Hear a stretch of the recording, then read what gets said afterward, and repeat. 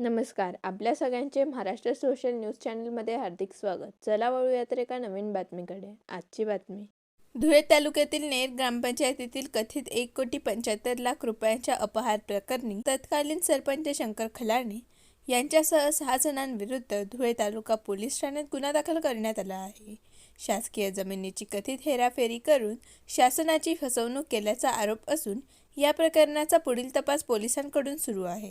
मी माजी जिल्हा परिषद सदस्य अजय गोविंदराव माळी आज जो नेर ग्रामपंचायतीचा जो भ्रष्टाचार झाला होता 2015 ते 2020च्या दरम्यान 100/100 ही जागा हॉटेल राजेशसाठी तत्कालीन सरपंच शंकर खलाणे व ग्रामसेवक देवरे यांनी दिलेली होती. परंतु त्यांनी ती जागा लोंढा लघु प्रकल्प या जागेवर कुठलाही गावठाण नसताना ती जागा लघु सिंचन व खारीखान या गव्हर्नमेंटची असताना त्यांनी दिली, ठराव करून दिली आणि त्यांनी नंतर खाडाखोड करून 1600 मीटर बाय 160/1600 मीटर अशी त्यांनी नावं करून घेतली आणि जवळजवळ त्या लोंढा लघु प्रकल्पामुळे जवळच्या 4 गावांचा पाण्याचा मोठा फायदा आहे, विहिरींचा आटत नाही, गुरंढोरांचा मोठा फायदा आहे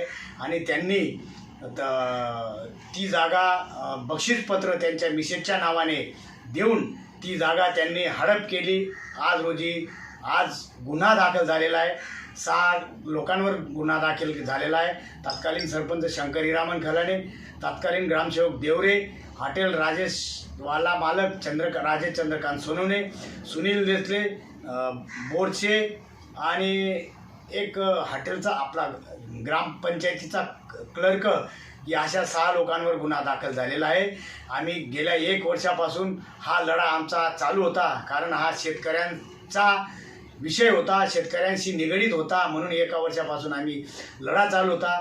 शेवटी प्रशासनाकडे आम्ही 1 वर्षापासून फिरत होतो. शेवटी आम्हाला 9 महिना पहिले मुख्य कार्यकारी अधिकाऱ्यांनी त्यांना गुन्हा दाखल करा असं सांगितलं असताना सुद्धा तत्कालीन आजचे जे PI धनंजय पाटील यांनी तो राजकीय प्रेशरमुळे टाळाटाळ करत होते.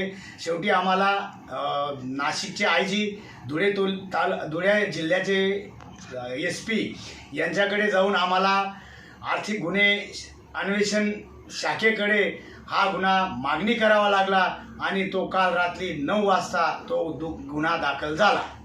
बातमी आवडल्यास चॅनलला लाईक व सबस्क्राईब करा व दररोज अशा नवनवीन बातम्या पाहण्यासाठी चॅनलला फॉलो करा. धन्यवाद.